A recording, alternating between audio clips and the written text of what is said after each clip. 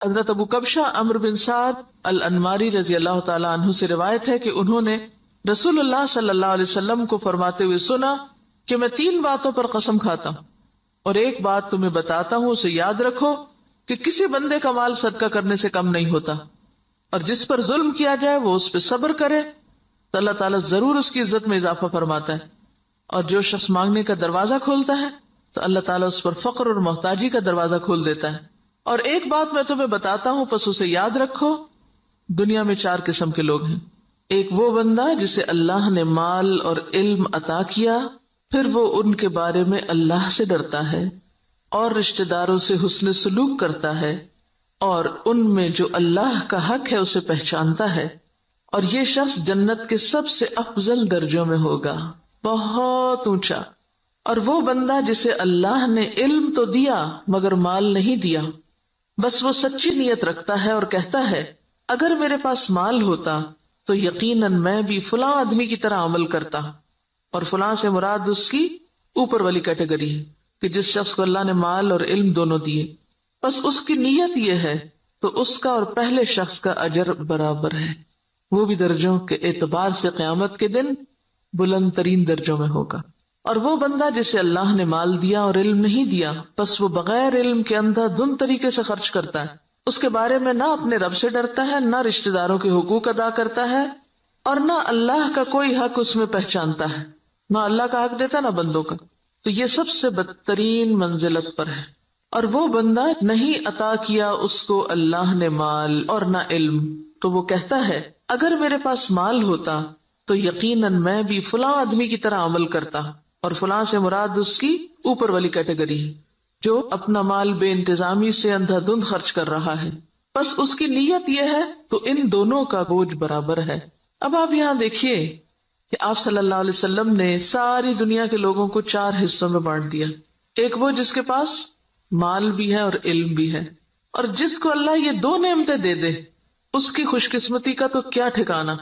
وہ کیا کرتا ہے، مال کو اپنے علم کے ساتھ ایسی ایسی جگہوں پہ خرچ کرتا ہے جہاں سے وہ بہترین فائدے اٹھاتا ہے، یعنی درجہ یا اس کا اجر اور ثواب بہترین پاتا ہے۔ یہ بالکل ایسے ہی ہے کہ جیسے آپ دیکھیں ایک بالکل ان پڑھ تاجر ہوتا ہے جو نہ مارکیٹ کو جانتا ہے، نہ تجارت کے اصول قاعدے جانتا ہے، نہ اسے کوئی پتہ ہے، اور وہ تجارت کرنے کھڑا ہو جاتا ہے، تو وہ مال کہاں لگائے گا، گواں بیٹھے گا، لاس کر لے گا۔ اور ایک وہ ہے جو پڑھا لکھا تاجر ہے، تجارت سے پہلے اس نے ایک ڈگری کی، یا ڈگری نہیں بھی کی تو ایک تجربہ حاصل کیا ہے، اور وہ مارکیٹ کو بھی جانتا ہے، حالات بھی جانتا ہے بہتر طور پر، اب وہ باقی سب سے آگے نکلتا چلا جائے گا، یعنی اس کا جو پروفٹ ریٹ ہے یا اس کا جو نفع کا جو مقام ہے وہ تو بہت آگے، وہ تو تھوڑے ہی عرصے میں بہت کچھ کما جائے گا، کیونکہ اس کو پتا ہے کہ مال کو کہاں لگانا ہے اور کیسے لگانا ہے۔ اس کے برعکس ناسمجھ شخص کچھ بھی نہیں کر سکے گا، مال ضائع کر دے گا۔ جیسے دنیا میں علم والے مال کو بہتر طور پر استعمال کرنا جانتے ہیں، اسی طرح دین کے علم کے ساتھ بھی انسان اپنے مال کی یا منی مینجمنٹ جو ہے اس کی بہترین حسن تدبیر کرتا ہے اور بہترین جگہوں پر خرچ کرتا ہے۔ مثلا بظاہر عام لوگوں کو وہ ایک چھوٹا سا کام نظر آتا ہے، یہ چھوٹی سی نیکی نظر آتی ہے، لیکن اس کے نزدیک وہ بہت بڑی نیکی ہوتی ہے اور وہ سوچ سمجھ کے خرچ کرتا ہے۔ ایسا شخص بعض اوقات چھوٹی چھوٹی نیکیوں سے بھی بہت بڑے درجے پاتا ہے، ذرے سے بھی وہ اجر عظیمہ کماتا ہے، اپنی اچھی نیت کی وجہ سے، اپنے اچھے طریقے کی وجہ سے، سمجھداری کی وجہ سے۔ تو نتیجہ کیا ہوگا، قیامت کے دن وہ اعلیٰ ترین مقام پر ہوگا۔ ایک دوسرا شخص ہے، اس کے پاس مال کوئی نہیں لیکن علم ہے، اس علم کی بنا پر وہ یہ سوچ رکھتا ہے کہ اگر کبھی میرے پاس بھی مال آیا تو میں بھی فلاں کی طرح کا، اس کو آئیڈیالائز کر رہا ہے، فلاں کی طرح نیکی کے کام کروں گا، اور یہ اس کی سچی نیت ہے۔ تو نیت کہتے ہیں پکے ارادے کو، نیت خوش خیالی کو نہیں کہتے، یا کسی خوش فہمی کا نام نیت نہیں ہوتا۔ ہم عام طور پر نیت کس کو قرار دیتے ہیں، بس ایک خیال آ جانا، وہ بڑی اچھی نیت ہے، اور تھوڑی دیر کے لیے خوش ہو جانا اپنی نیت سے۔ نہیں، نیت محض خیال نہیں، نیت کیا ہے، پکا ارادہ، سچا عزم۔ دنیا ادھر کی ادھر ہو جائے اور وہ شخص نہ بدلے، اس کی نیت نہ پھرے، اس کے ارادے نہ بدلیں، حالات کچھ بھی ہو اس کے ارادے نہ بدلیں۔ ہمارا عام طور پہ کیا حال ہوتا ہے، جب ہم اللہ سے راضی ہوتے ہیں تو اللہ کی راہ میں بہت کچھ خرچ کرنا چاہتے ہیں، نیکی بھی بڑی کرنا چاہتے ہیں، جب اللہ سے ناراض ہوتے ہیں پھر کیا کرتے ہیں، کسی بندے سے ہم راضی ہوتے ہیں تو اس پہ خوب لٹاتے ہیں، اور جب اگر اس بندے سے ناراض ہو جائے تو پھر ہم اس کو کیا دیتے ہیں، پھر اس کو آگ کر دیتے ہیں۔ ایسا ہی ہے نا، تو یہ سچی نیت ہے پکا ارادہ نیکی کرنے کا نہیں. پکے ارادے والا کون ہوتا ہے؟ جو کسی کی تعریف، تنقید، حالات کے اچھے یا برے ہونے سے کوئی اثر قبول نہ کرے. جو اس نے نیکی کا ارادہ کیا تھا، ٹھانا تھا، وہ اس پہ جمع رہے کہ میں کسی کی باتوں میں آ کر اپنا کام چھوڑ دوں، کسی کے بہلانے سے، کسی اور دنیا کے حقیر فائدے کی خاطر میں اپنے مشن کو قربان کر دوں. نہیں، وہ احمق و بے وقوف شخص نہیں ہے کہ ایک ہوا کے جھونکے سے ادھر کو اڑ جائے اور دوسرا آیا تو ادھر اڑ جائے. وہ جم کے رہتا ہے اپنے مشن میں، اپنے سوچ میں، اپنے نیکی کا جو ارادہ اس نے کیا اس کو کوئی چیز متزلزل نہیں کرتی. ہمارا حال دیکھیں نا، ہم کئی دفعہ مال خرچ کرنے کا سوچتے ہیں، پھر تھوڑی دیر بعد شیطان آ جاتا ہے اور وہ کیا کرتا ہے؟ نیت خراب کر دیتا. ہوتا ہے نا ایسے کہ نہیں ہوتا کبھی آپ کے ساتھ؟ یہ سچی نیت کوئی نہیں ہوتی. سچی نیت تو وہ ہوتی ہے کہ بس آپ نے کر لی اور اب دنیا ادھر کی ادھر ہو جائے اور آپ نے کرنا ہی کرنا ہے. ایسی نیت اگر کسی کی ہے اور مال نہیں بھی تو اللہ تو نیتوں کو جانتا ہے نا. ہم عام طور پہ کب کہتے ہیں اللہ نیت جانتا ہے میری؟ صرف خود کو کور کرنے کے لیے. ایسے شخص کو اللہ تعالیٰ بغیر کچھ کیے بھی وہی درجہ دے گا جو ایک کرنے والا کر کے لے رہا ہے. محض نیت کی سچائی کی وجہ سے، ارادے کی پختگی کی وجہ سے، خیر پر استقامت کی وجہ سے. تو یہ چیز دین میں بہت ضروری ہے. تیسرا وہ شخص ہے کہ جس کے پاس مال ہے، علم کوئی نہیں. اب یہ الٹ گیا قصہ. پہلے کے پاس علم تھا، مال کوئی نہیں تھا. اب اس کے پاس مال ہے، علم کوئی نہیں. اب وہ کیا ہے؟ بس جدھر اس کی خواہش نفس کہتی ہے، جدھر لوگ کہتے ہیں، جدھر اور لوگ جو کچھ کر رہے ہیں وہ بھی اندھا دھند وہی مال خرچ کرنا شروع کر دیتا ہے، دکھاوے میں، ریاکاری میں اور دنیاوی شہرت کے لیے. اب ظاہر پوچھ ہوگی. آپ کو پتا ہے کہ ابن آدم کے قدم ٹلیں گے نہیں قیامت کے دن جب تک کہ وہ 5 باتوں کے جواب نہ دے دے. اور اس میں سے ایک سوال کیا ہوگا؟ مال کہاں سے کمایا اور کہاں خرچ کیا، یہ پوچھا جائے گا. ایسا نہیں ہے کہ بس آپ چھوڑ دیے جائیں گے کہ بھیا اللہ میرا مال تھا، میری مرضی. یہ بات نہیں ہے. مال اللہ کی دی ہوئی ایک امانت ہے آپ کے پاس، اس کو اللہ کی مرضی کے مطابق ہی خرچ کرنا ہے. یہ نہیں کہ اگر آپ کو مال مل گیا تو اختیار بھی مل گیا. منمانی کرنے کا اختیار تو نہیں مل جاتا مال ملنے سے. یہ ملتا ہے ویسے ہم نے لیا ہوا ہے.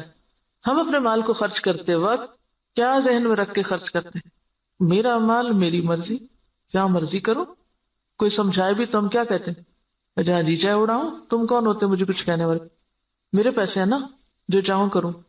اور وہ اس کی نیت کیا ہے؟ کوئی اس کی نیت نہیں. خاص طور پر جو حدیث کے الفاظ ہیں نا قابل غور ہے. لا يصل فيه رحمه ولا يعلم لله فيه حقا. نہ رشتہ داروں کو دیتا ہے اور نہ اللہ کا حق پہچانتا ہے، نہ فی سبیل اللہ خرچ کرتا ہے. یہ مالدار شخص قیامت کے دن سب سے بدترین جگہ پر ہوگا کہ جس کو اللہ نے دنیا میں مال تو دیا لیکن اس کے بس کوئی سمجھ نہیں ہے کہ اس نے اس کے ساتھ کرنا کیا ہے. اور چوتھا وہ ہے بدقسمت کہ جس کے پاس ہے بھی کچھ نہیں ہاتھ میں لیکن آئیڈیالائز اس کو کرتا ہے. ہی اس تیسرے شخص کو کہ جو غلط جگہوں پہ مال خرچ کر رہا ہے. عام طور پر ہم لوگ کس کی پیروی کرنا چاہتے ہیں؟ اس شخص کی جس کے پاس مال ہے اور وہ نیکی کے راستے میں خرچ کرتا ہے، یا اس کی جس کے پاس مال ہے اور وہ دکھاووں کے لیے خرچ کرتا ہے؟ انڈیا کا کوئی امیر ترین شخص ہے، وہ کہتا ہے کہ میں کھانا تو 2 وقت کا کھاؤں گا، لیکن اگر کوئی شخص اعلیٰ تعلیم حاصل کرنے کے لیے وظیفہ چاہے تو اپنے مال میں سے اس پہ خرچ کروں گا. تو یہ ایک ایسی مثال ہے نا کہ اس کے پاس ہے بہت کچھ لیکن وہ صرف ذاتی عیاشی میں نہیں اڑا رہا، وہ اعلیٰ مقاصد میں خرچ کر رہا ہے. اور لوگوں کے لیے ایک مثال یہ بھی، اور ایک وہ شخص ہے کہ جس کے پاس ہے اور وہ محض خواہشات کی تکمیل میں اور ذاتی خوشی میں خرچ کر رہا ہے. تو نتیجہ کیا ہے؟ باقی لوگ بھی اس کو آئیڈیالائز کر رہے ہیں اور وہی کچھ کر رہے ہیں. آج آپ دیکھیں کہ ہمارے معاشرے میں جس طرح نمود و نمائش ہو گئی ہے یا اس کے مظاہر جو نظر آتے ہیں، اس کے پیچھے کیا چیز ہے؟ فضول خرچی کے پیچھے کیا نفسیات ہوتی؟ دکھاوا اور نمود و نمائش کے پیچھے کیا ذاتی بڑائی کا جذبہ کہ لوگ مجھے بڑا مان لیں. تو قیامت کے دن ایسا شخص کہاں ہوگا؟ اخبث المنازل، اسفل سافلین، وہ سب سے نیچے ہوگا کیونکہ اس نے اللہ کی نعمت کا غلط استعمال کیا. تو ہم سب کے لیے کیا ضروری ہے کہ ہم اپنے اپنے طریقوں کا جائزہ لیں. کوئی پیسہ خرچ کرنے سے پہلے ذرا رک جائیں اور سوچیں کہاں دے رہے ہیں، کس کو دے رہے ہیں، کیوں دے رہے ہیں، کیا مقصد ہے، کیا نیت ہے، کیا ارادہ ہے. اور اگر مقاصد چھوٹے چھوٹے ہیں، صرف دنیا سامنے ہے تو چھوٹا دل ہے اور چھوٹی جزا ہے. اور اگر دل بڑا ہے، مقاصد بڑے ہیں تو ذات سے بھی کاٹ لیں گے، اپنے آرام سے بھی کاٹ لیں گے اور بڑی جگہ پر انویسٹ کریں گے. صرف زبان کے ذائقے پر ہی خرچ کرتے چلے جانا، صرف دل کے سکون میں لباس پر ہی خرچ کرتے چلے جانا، صرف اپنی ذات ہی کو یا اپنے ہی آرام کو دیکھتے چلے جانا اور دین کے اور اعلیٰ ترین مقاصد کو بھول جانا، تو دنیا میں بھی مسلمانوں کو کس سے دوچار کر رہا ہے. اب دیکھیے، ہم نے بہت اس پر پہلے بھی بات کی تھی کہ ترقی یافتہ قومیں، آپ کو پتا 40% تک ٹیکس ہوتا ہے ان کا، 40 بازوں کا 60% بھی ٹیکس ہوتا ہے، کہ آپ نے 100 روپیہ کمایا 60 روپے دے دیجئے گورنمنٹ کو، وہ آپ کے لیے سڑکیں بنائے، اسپتال بنائے، ریسرچ سینٹر قائم کرے تاکہ قوم ترقی کرے۔ ہمارا کیا حال ہوتا ہے کہ ہم جتنا بھی کمائیں وہ سارے کا سارا پلٹ کر اپنی جیب میں ڈالیں، گھر ہمارا محل ہو، سڑک اور گلی چاہے ہماری ٹوٹی پھوٹی ہو۔ اسی وجہ سے ہم اس حال میں ہیں کہ ہم بڑے مقاصد میں خرچ نہیں کر سکتے، اپنی ذات کے لیے اور اپنے ہی لیے، اور پھر اپنے اوپر خرچ کرنے کے لیے ایسے ایسے طریقے اختیار کرتے ہیں کہ جس سے اجتماعی فائدہ پیچھے چلا جاتا ہے۔ اب دیکھیے کہ ایک قطرہ جب دریا میں ملتا ہے تو کیا ہو جاتا ہے، وہ کیا کہلاتا ہے، دریا کہلاتا ہے، اور جب وہ صرف قطرہ رہتا ہے تو وہ اپنی انفرادیت بھی کھو دیتا ہے، اپنی آئیڈینٹی بھی ختم کر دیتا ہے۔ اگر ہم صرف اپنی ذات کو نمایاں کرتے رہے ختم ہو کے رہ جائیں گے، اور اگر ہم نے یہ سب کچھ اچھے مقاصد کے لیے اپنے آپ کو بھی اور اپنے مال اور اپنے اوقات کو بھی لگایا تو پھر اعلیٰ ترین منازل پا سکتے ہیں۔ یہاں جو بات یاد رکھنے کی ہے، بظاہر تو حدیث بالکل واضح ہے، مطلب صاف ہے، سمجھ میں آنے والا ہے، لیکن عملی طور پہ کیا کرنا ہے؟ ہر شخص اپنے اوپر کچھ نہ کچھ صدقہ لازم کرے، کچھ نہ کچھ کسی کو ضرور دیں، چھوٹا ہو یا بڑا، اور دے کے تجربہ کریں کہ یہ بات کس قدر سچی ہے۔ آپ دیں کمی نہیں ہوگی، اس سے زیادہ آئے گا۔ نمبر 2، سوچیں کس نے آپ پر کوئی ظلم یا زیادتی کی، نہیں یاد آ رہا تو ذرا غور سے یہ ذرا ذہن پہ زور ڈالیں۔ میرا نہیں خیال زور ڈالنے کی ضرورت، ایسی باتیں تو ہمیں ہر وقت یاد رہتی ہیں۔